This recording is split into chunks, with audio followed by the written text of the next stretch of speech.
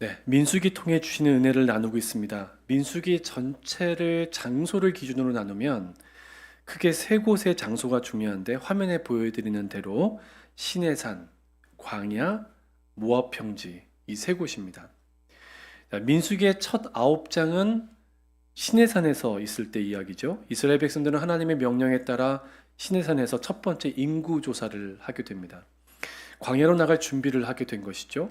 그리고 민수기 10장에서는 이스라엘 백성들이 드디어 광야로 떠나게 됩니다.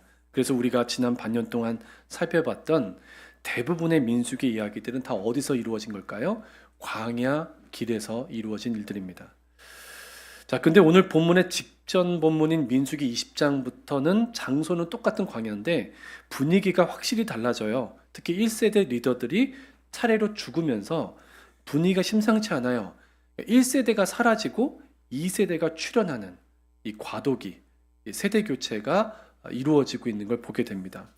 자, 민수기 20장부터 25장까지의 6장의 이야기는 드디어 광야 여행을 마치고 모압 평지에 도착할 때까지의 이야기입니다. 이 광야 생활의 막바지죠. 그러니까 모압 평지는 가나안 입성을 눈앞에 둔 이스라엘 백성들이 하나님의 명령에 따라 또 한 번 인구 조사를 했던 사건을 했던 장소이고요. 이 모압 평지에서의 2차 인구 조사는 본격적으로 출애굽 2세대가 역사의 전면에 나서는 아주 상징적인 사건입니다. 앞으로도 자세히 살펴볼 텐데요. 광야길의 막바지에서 모압 평지에 이르기까지 이 사이에 벌어지는 일들도 다양합니다. 우선 지지난주 본문에 민수기 20장에 나왔던 미리암의 죽음, 그리고 물이 없다고 또 불평했던 백성들 이야기가 그 시작이었죠. 그리고 여러분도 알다시피 우여곡절 끝에 모세와 아론은 가나안 땅에 못 들어가게 됩니다. 하지만 마음을 가다듬고 출발했던 이스라엘 백성들과 모세 앞에 또 어려운 문제가 닥치는데요. 가나안 땅을 향해 가는 길에 에돔이라는 나라 땅을 지나가야 하는데 에돔 왕이 이스라엘 백성들이 지나가는 걸 허락해 주지를 않습니다. 사실 에돔은 엄밀히 따지면 이스라엘의 형제 나라입니다. 이스라엘의 조상인 야곱과 에돔의 조상인 에서는 친형제 아닙니까? 근데 모세가 이런 형제 관계 이용해서 대충 넘어가려고 했던 것도 아니고 정식으로 외교적 요청을 거쳐서 통과 요청을 했음에도 불구하고 에돔이 길을 열어주지 않습니다. 당시 에돔이란 나라는 이렇다 할 도시 하나 없는 그런 나라였어요. 그 지역을 떠도는 유목민들의 연합 국가였습니다. 그러니 여기서 말하는 에돔 왕은 우리가 생각하는 그런 궁전에 있는 왕이라기보다는 유목민들의 우두머리에 가깝습니다. 굉장히 거칠겠죠. 그러니 중요한 건 이들이 나라의 형태는 좀 미약할지라도 이스라엘을 막아설 정도의 군사력은 충분히 갖고 있었다는 의미이기도 합니다. 모세가 한껏 자세를 낮춥니다. 조금은 굴욕적으로 보일 정도로 부탁을 해요. 우물물 안 건드리겠다. 우리가 목말라서 지나가다 흐르는 강물을 마시면 돈을 내겠다. 꼬까지 합니다. 이해할 수 없는데 에돔 왕은 그래도 허락해 주지 않았고요. 군사까지 끌고 와서 이스라엘을 강하게 막아섭니다. 이쯤 되면 한번 싸워보기라도 하면 좋겠는데 모세는 싸우려고 하지 않습니다. 아마도 가나안 땅에 들어가기 전부터 형제 나라와 전쟁을 치르는 것은 옳지 않다고 생각했거나 하나님이 지름길을 허락하시지 않고 돌아가게 하시는 데에는 이유가 있겠다고 생각했을 거라고 생각합니다. 여러분, 때로는 하나님이 우리가 생각하는 지름길로 가지 못하게 하실 때가 있죠. 분명히 이 길은 가야 할 것 같은데 그 길이 잘 열리지 않을 때도 있습니다. 예전에 하영주 목사님 설교를 듣다가 참 은혜를 받았는데 문이 잠겨 있으면 그 문을 열어달라고 기도하지 말고 다른 문을 여시는 하나님을 신뢰하라 라는 그 설교 내용이었습니다. 여러분, 하나님은 반드시 길을 여시는 분이에요. 여러분이 생각하는 문이나 길이 아니더라도 가장 선하신 하나님은 가장 좋은 길을 여시는 분이시죠. 여러분, 빨리 가려고 하지 마시고요. 바르게 가려고 하셔야 합니다. 우리가 살다 보면 자꾸 빨리 가려고 해요. 한국 사람들 특히 그렇지 않습니까? 자동 판매기 앞에서도 손을 집어넣어 빼는 사람은 한국 사람밖에 없대요. 굉장히 성미도 급하고 뭔가 빨리빨리 진행을 해야 될 것 같은 그런 모습들이 있습니다. 아무리 바빠도 인생을 바르게 가는 방법은 하나님을 찾고 그분과 함께 걸어가는 것이죠. 여러분, 마지막 날까지 하나님과 동행하시기를 축복합니다. 가려던 길이 막혔습니다. 사람 마음이 상할 만도 하죠. 이런 상황에서 아론이 죽습니다. 그의 나이 123세였습니다. 백성들은 보통 사람이 죽으면 7일 동안 애곡했는데 아론의 경우는 30일이나 애곡합니다. 그에 대한 마음이 특별했던 것이죠. 자, 이렇게 잘 가던 길이 막혀서 돌아가게 생겼는데 아론까지 죽었으니 분위기가 얼마나 가라앉아 있겠어요. 더구나 에돔 땅을 지나가지 못한 것 때문에 이스라엘 백성들은 멀리 돌아가야만 했는데 돌아가는 길도 만만치 않았습니다. 어쩔 수 없이 가나안 민족들과 맞서야 했습니다. 이때 맞닥뜨린 인물이 오늘 본문 앞쪽에 나오는 아랏의 왕인데요. 이스라엘은 이 아랏 왕과의 전투를 치루어야만 했고 너무나 감사하게도 승리를 합니다. 구약학자 레슬리 앨런은 이 전투에 나가 승리를 거둔 것은 출애굽 1세대가 아니라 출애굽 2세대였다라고 지적합니다. 중요한 지적인데요. 왜냐하면 민수기 20장 이후로는 2세대가 출현하고 있고 이 중요한 세대 교체가 이루어지고 있는 것이 민수기의 흐름과 맥락과 연결되기 때문입니다. 여러분, 1세대는 어떤 세대입니까? 12정탐꾼 사건 이후로 하는 것마다 실패했던 세대입니다. 이런 1세대와 달리 첫 번째 아랏 왕과 가나안 족속과의 전투에서 2세대가 승리를 거뒀다. 굉장히 상징적이죠. 분위기가 굉장히 좋아 보이는. 그래서 이 승리는 작으나 의미 있는 일이었습니다. 데니스 올슨이라는 구약학자가 출애굽 2세대의 이 승리는 이미 실패했던 출애굽 1세대가 하나님을 믿고 순종했더라면, 그래서 그들이 하나님께 반역하지 않았더라면 역사가 어떻게 다르게 진행되었을까에 대한 중요한 힌트를 제공한다. 그렇게 그의 책에 기록합니다. 이제까지 출애굽 1세대가 불순종한 것이 실패의 원인이었다는 것이죠. 달리 말하면 출애굽 2세대뿐만 아니라 지금 이 말씀을 듣고 있는 저와 여러분도 하나님 한 분만을 정말 믿고 그분께 순종한다면 승리할 수 있다라는 단순한 진리를 전달해주고 있는 것이죠. 근데 여러분, 그렇다고 출애굽 2세대가 부모 세대인 1세대보다 훨씬 나은 사람들이었겠습니까? 완전히 다른 새로운 종자였을까요? 그렇지 않아요. 모든 사람은 죄인이에요. 모든 사람은 은혜가 필요한 죄인이에요. 오늘 본문을 보면 에돔 땅을 지나가지 못하고 우회하게 된 사람들이 마음이 상해서 못할 말을 내뱉는 장면이 나오는데 이 사람들이 바로 출애굽 2세대들이었습니다. 민수기 21장 5절인데요. 같이 함께 스크린 보고 읽도록 하겠습니다. 시작. 백성이 하나님과 모세를 향하여 원망하되 어찌하여 우리를 애굽에서 인도해내어 이 광야에서 죽게 하는가? 이곳에는 먹을 것도 없고 물도 없도다. 우리 마음이 이 하찮은 음식을 싫어하노라 하매. 제가 이 본문 읽으면서 어떤 생각 먼저 했는지 아세요? 결국 자녀들이 부모한테서 다 배우는구나, 이 생각이 들었습니다. 어릴 때부터 부모가 걸핏하면 하나님과 모세를 원망하는 걸 다 보지 않았겠습니까? 참 무서운 일이죠. 사랑하는 여러분, 저도 여러분도 꼭 자녀들에게 믿음과 순종만을 물려주게 되기를 축복합니다. 근데 방금 읽은 5절을 보면 자식들이 부모들보다 더합니다. 자기들은 이 하찮은 음식이 싫답니다. 이게 뭔지 대충 짐작이 가시죠? 만나였을 것이다 라고 보는데요. 하찮은 이란 말이 영어 성경을 찾아보면 miserable, 비참한이라고 번역됩니다. 사실 한글 성경에서 하찮다 혹은 NIV 성경 같은 주요 영어 성경에서 miserable이라고 이 번역한 히브리어 단어는 번역하기 힘든 단어예요. 근데 학자들의 의견을 참고해 보니까 miserable보다는 좀 더 강한 표현인 wretched라는 단어로 번역하는 게 적절하다는 게 공통된 의견이었습니다.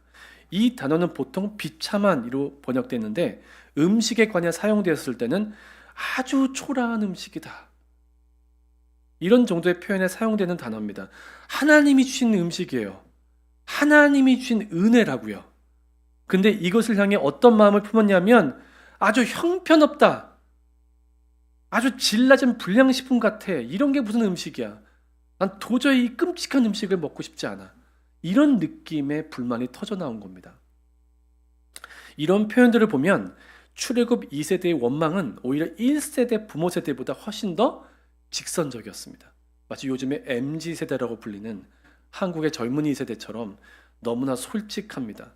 부모 세대의 그것보다 훨씬 더 심각한 이유는 부모 세대는 돌려서 불만을 표현했어요. 하나님께 불만이 있어도 하나님께 직접 하지 않고 모세와 아론에게 쏟아부었지만 2세대는 하나님을 직접 지목해서 하나님께 불만을 터뜨립니다. 그리고 하나님이 주신 만나에 대해서도 대놓고 비하를 하죠. 어디서 이런 용기가 나왔는지 모르겠습니다. 불평분만도 업그레이드가 되는 모양입니다. 이들은 하나님뿐만 아니라 하나님이 베풀어 주신 은혜들까지도 함부로 무시해 버립니다. 이것이 지금 우리 안에서도 벌어지는 일들입니다. 할아버지 수염을 함부로 잡아당기며 웃고 있는 철없는 손자와 같은 모습이 우리에게도 있기 때문이죠. 여러분은 하나님을 무서워할 줄 아셔야 합니다. 하나님이 주신 은혜가 얼마나 귀한지를 늘 깨달으셔야만 합니다. 얼마나 귀한 줄도 모르고 얼마나 무서운 분인 줄도 모르고 영적으로 철없이 행동하는 우리가 되어서는 안 되는 것이죠. 하나님의 자녀들이 하나님을 경외하지 않을 때 하나님은 절대 가만히 두시지 않습니다. 하나님을 경외하지 않는 인생은 결국 망하게 되기 때문이죠. 우리를 망하는 길로 가게 내버려 두실 리는 없습니다. 하나님은 당신의 자녀들이 잘못된 길을 갈 때 반드시 매를 드십니다. 어떤 형태든. 그래서 하나님의 자녀인 저와 여러분은 하나님의 징계도 은혜라는 사실을 잊지 마셔야 합니다. 함께 6절을 읽어볼까요? 6절 말씀 시작. 여호와께서 불뱀들을 백성 중에 보내어 백성을 물게 하심으로 이스라엘 백성 중에 죽은 자가 많은지라. 끔찍한 장면입니다. 하나님이 불뱀들을 보내 백성들을 물게 하셨습니다. 정말 우리가 이런 일을 겪으면 빨리 하나님 앞에 돌아오겠죠? 빨리 회개하지 않을까요? 독사가 와서 우리 집에서 나를 물어버렸어요. 회개할 것 같아요. 근데요, 이스라엘 백성들은 그렇게 쉽게 회개하지는 않았습니다.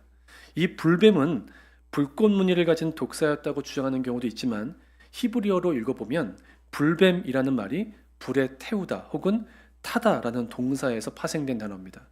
아마도 사람이 독사에게 물리면 물려본 적은 없지만 불에 타는 듯한 느낌을 주기 때문에 독사를 의미하는 단어로 불뱀이라는 단어를 사용한 걸로 보입니다. 수많은 불뱀이 몰려와 사람들을 뭅니다. 죽어가죠. 보통 급하게 기도해야 할 일이 생기면 백성들보다 모세가 더 빨리 움직였는데 이번엔 백성들이 먼저 움직입니다. 그만큼 상황이 심각했다는 얘기죠. 7절 같이 한번 읽어볼까요? 7절 말씀 시작. 백성이 모세에게 이르러 말하되 우리가 여호와 당신을 향하여 원망함으로 범죄하였사오니 여호와께 기도하여 이 뱀들을 우리에게서 떠나게 하소서. 오죽 급했으면 백성들이 자신들의 죄를 스스로 회개하고 자기들이 잘못하고 있는 걸 깨닫고 모세에게 달려가 기도 좀 해달라고 부탁을 합니다. 저 같으면 안 해줄 것 같은데 모세는 기도를 해줍니다. 하나님이 모세에게 백성들이 죽지 않고 살아날 길을 알려주시죠. 우리 8절 말씀 시작. 여호와께서 모세에게 이르시되 불뱀을 만들어 장대 위에 매달아라. 물린 자마다 그것을 보면 살리라. 아멘. 뱀에 물려 죽게 됐는데 뱀 모양을 만들어 세우라. 그리고 그걸 바라보면 살 것이다. 모세는 토달지 않고 순종합니다. 노수로 뱀 모양을 만들어 장대 위에 빨리 답니다. 자, 9절도 이어서 읽을게요. 9절. 자, 시작. 다시 한번 시작. 모세가 놋뱀을 만들어 장대 위에 다니 뱀에게 물린 자가 놋뱀을 쳐다본즉 모두 살더라. 정말 신기한 일입니다. 그냥 보기만 했는데 살아납니다. 생각해 보세요. 불뱀이 와서 이미 물었습니다. 독이 전신에 퍼졌습니다. 죽음이 우리의 인생을 완전히 다 집어삼킨 것 같은 상황입니다. 그런데 놋뱀을 보니까 모든 독이 다 사라지고 생명을 다시 회복하게 됩니다. 눈으로 보고도 믿기지 않는 기적을 이들이 경험한 것이죠. 근데 여러분께 물을게요. 이 노스로 만든 뱀에 무슨 마술적인 힘이 있어서 그런 건가요? 아니잖아요. 근데 여러분, 이 노뱀이요, 이스라엘 백성들이 순종하는지 안 하는지를 보는 하나님의 도구였을 뿐인데도 이스라엘 백성들은 이걸 나중에 우상으로 삼습니다. 이게 사람들의 어리석음이에요. 노뱀을 숭배해요. 그래서 나중에 히스기야 왕이 종교개혁하면서 이 노뱀까지 완전히 부숴버립니다. 오랜 기간이 걸립니다. 그러니까 사람은 기적이나 현상에 매혹이 되고 나면 진정한 믿음에 이르기가 어렵습니다. 오히려 오늘 본문에 나오는 장대 위에 매달린 노뱀이 가진 참된 의미는 예수님이 직접 말씀하셨어요. 요한복음 3장 14절 15절 말씀 스크린 보고 있습니다. 시작. 모세가 광야에서 뱀을 든 것 같이 인자도 들려야 하리니 이는 그를 믿는 자마다 영생을 얻게 하려 하심이니라. 아멘이죠. 그를 믿는 자마다 영생을 얻게 하려 하심이니라. 불뱀에 물려 죽어가는 사람들을 위해 광야에서 노뱀을 만들어 높이 달아 그 노뱀을 바라보는 자마다 살아나게 했던 이 사건은 누구를 예표한다고요? 십자가에 달리신 예수 그리스도. 그분을 바라보면, 그분을 믿고 의지하면 영원한 생명을 주시겠다는 하나님의 약속의 성취, 그것을 미리 보여주는 중요한 사건이라고 예수님이 말씀하고 계신 거죠. 오늘 저나 여러분 모두에게 참 중요한 표현이 바라본다라는 표현이에요. 오늘 다른 건 잊어버리셔도 이건 기억하셔야 돼요. 성경에서 바라본다라는 말이 뭘 의미하는가? 여러분, 성경에서 바라본다라는 말의 의미는 기본적으로 믿고 순종한다, 이런 의미를 담고 있습니다. 광야에서 장대 위에 높이 들린 노뱀을 바라본 사람들은요, 모세가 전해준 하나님의 말씀, 이 노뱀을 바라보면 살리라 하는 이 말씀을 믿고 순종한 겁니다. 그러면 제가 물을게요. 끝까지 안 쳐다본 사람도 있었을까요?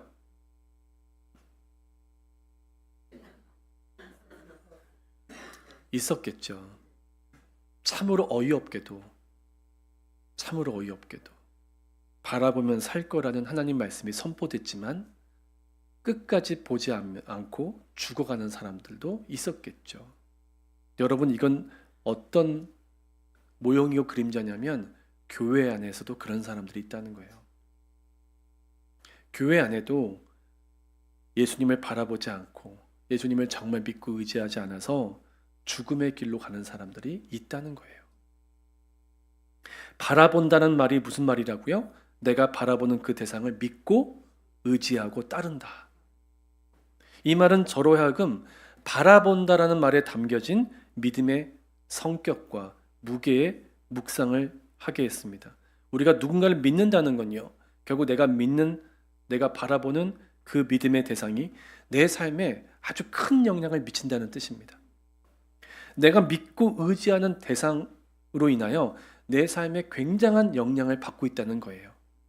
그러니 내가 믿는 그 믿음의 대상이 흔들리면 나도 흔들리는 거예요. 내가 믿는 대상이 무너지면 나도 무너져요. 이게 인간의 특징이에요. 여러분은 뭔가 믿고 있다고요. 하나님을 믿지 않으면 뭔가 다른 믿는 구석이 있으신 거예요. 여러분, 자식만 믿고 산 사람은 그 자식에게 문제가 생기면 자기 삶이 무너져요. 자식만 믿었는데 그 자식이 무너지니 당연하지 않겠습니까? 여러분 중에 자기 몸의 건강을 믿고 사는 분이 계시면 건강 잃어버리는 순간 모든 걸 다 잃어버리실 거예요. 돈도 마찬가지고요. 심지어는 목회자도 마찬가지예요. 여러분, 목회자 믿고 신앙생활 하시면 안 돼요. 저 믿지 마세요. 하나님 믿으세요.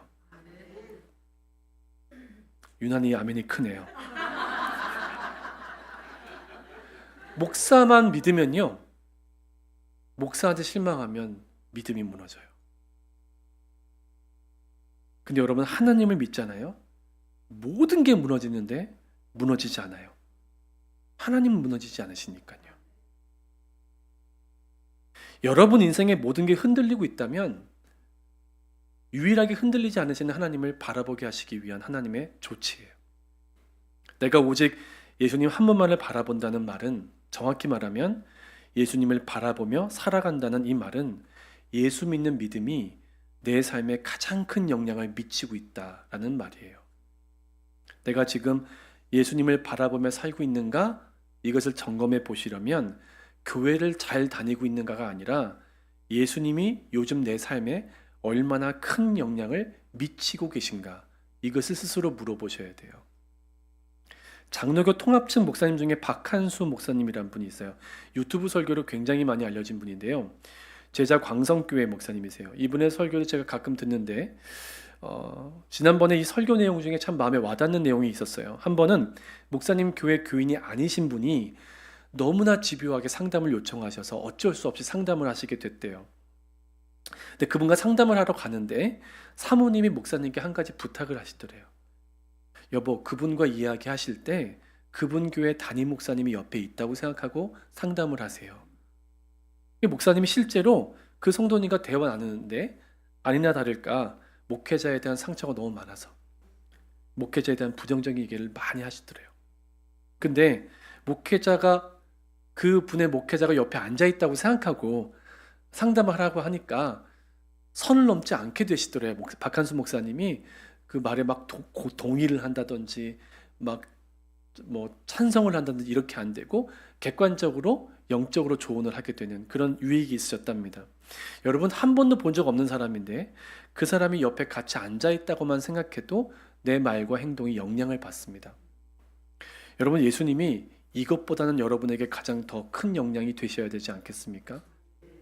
예수님을 바라보며 산다는 말은, 우리가 예수님만 바라보며 산다는 이 말은 어디서 무엇 하든 예수님이 항상 함께 계시다는 걸 믿으며 살라는 말이고, 여러분의 믿음에, 여러분의 말과 행동에 예수님이 가장 큰 영향을 미치고 계시다라는 뜻입니다. 이번 제자훈련도 함께 하신 분들과 함께 예수님을 바라보는 은혜가 컸는데요. 수료생분들이 제출하신 간증문들을 하나하나 읽으면서 정말 설교 없이 오늘 간증으로만 예배드리면 좋겠다는 생각이 들었는데 언젠가 그런 기회도 있으면 좋겠습니다. 그 중에 우리 봉계근 권사님의 간증 내용이 저에겐 잔잔한 감동이었는데, 이번 제자훈련 교재 내용에서 권사님은 두 가지가 본인에게 의미가 있으셨대요. 믿음으로 붙잡으신 거죠. 어떤 일이 있어도 예수님이 권사님 안에 계시다고 생각하고 살아가는 것. 그리고 또 하나는 말도 골라서 해야 한다. 단 한 가지라도, 저는 우리 수료생들 분들에게 단 한 가지라도 여러분의 삶과 여러분의 행동에 영향을 미치는 예수 그리스도의 바라봄이 실제가 되셨으면 좋겠는데요. 저는 권사님의 간증을 읽으면서 그 어느 때보다 우리 권사님 인생에 예수님이 가까이 계시구나 하고 깨달아졌습니다. 저는 이번 제자훈련 통해서 또다시 저도 예수님을 바라보게 됐는데요. 그리고 예수님의 오심을 기다리며 보내는 이 대림절이 우리 온 교회 식구들이 다시 한번 그 누군가가 아니라 예수님 한 분만을 함께 바라보는 은혜의 시간이 되기를 소망하게 됐습니다. 여러분, 요즘 무엇을 바라보십니까? 한 어린 소년이 우연히 길에서 5불짜리 지폐를 주었는데 얼마나 기뻤는지 그 후로는 땅만 보았다고 합니다. 평생 단추 29,519개, 머리핀 54,172개, 그리고 수천 개의 동전, 잡동사니들을 모았답니다. 단추 수만 개, 머리핀 수만 개, 이런 걸 줍느라 평생 하늘 한 번 제대로 보지 않고 꽃 한 번 쳐다보지 못한 채 인생을 마감한 것이죠. 여러분, 이것이 성도의 인생일 수도 있습니다. 5불짜리 하나 발견하고 또 한 번 5불짜리 발견할까 싶어 땅만 보며 산 것이죠. 여러분, 이런 비참한 인생 살아서는 안 됩니다. 오늘 예배를 통해 이 메시지를 듣게 하시는 데는 이유가 있습니다. 이제는 예수님만 바라보며 살라고 말씀하시는 거죠. 지금 여러분의 삶에 가장 큰 영향을 미치는 이는 누구입니까? 여러분이 지금 바라보며 살아가는 그 대상은 누구십니까? 저는 저와 여러분이 광야에서 놋뱀을 바라보았던 이스라엘 백성들처럼 예수님만 다시 보게 되기를 정말 간절히 축원하고 소망합니다. 저와 여러분의 인생에 가장 큰 영향을 미치셔야 하는 분은 예수님이셔야 합니다. 모든 상황 속에서 예수님만 바라보시기를 축복해요. 그러면 어떤 일이 벌어지는지 아세요? 어떤 상황에서도 독이 내 몸을 다 죽음으로 이끌어가고 갈 정도로 다 퍼진 상태에서도 예수님 바라보면 죽지 않아요. 살아난다고요. 저와 여러분이 그렇게 살아나게 되기를 축복합니다. 우리 같이